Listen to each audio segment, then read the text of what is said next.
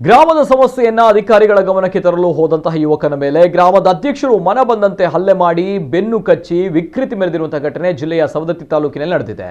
ಈ ಅಮಾನವೀಯ ಘಟನೆ ನಡೆದಿದೆ ಶಿಂದೋಡಿ ಗ್ರಾಮದಲ್ಲಿ. 30 ವರ್ಷ ಪ್ರಾಯದ ಹನುಮಂತ ಕರಿಕಟ್ಟೆ ಹಲ್ಲೆಗೊಳಗಾದಂತಹ ವ್ಯಕ್ತಿ ಚರಂಡಿ ನೀರು ಸಮಸ್ಯೆಗೆ ಸಂಬಂಧಿಸಿ ಹನುಮಂತ ಗ್ರಾಮ ಪಂಚಾಯತ್ ಅಭಿವೃದ್ಧಿ ಅಧಿಕಾರಿಗೆ ದೂರು ನೀಡುತ್ತಾ ಇದ್ದಾಗ ಅಲ್ಲಿಗೆ ಬಂದಂತಹ ಪಂಚಾಯತ್ ಅಧ್ಯಕ್ಷ ದುರ್ಗಪ್ಪ ಆತನ ಸಂಬಂಧಿಕರು ಗಲಾಟೆ ಆರಂಭಿಸಿದರು. ಮಾತಿಗೆ ಮಾತು ಬೆಳೆಯಿತು. ಅಧ್ಯಕ್ಷ ದುರ್ಗಪ್ಪ ಹನುಮಂತನ ಮೇಲೆ ಚಪ್ಪಲಿಯಿಂದ ಹಲ್ಲೆ ಮಾಡಿದಲ್ಲದೆ ಆತನ ಬೆನ್ನಿಗೆ ಕಚ್ಚಿದ್ದಾನೆ ಎನ್ನಲಾಗಿದೆ.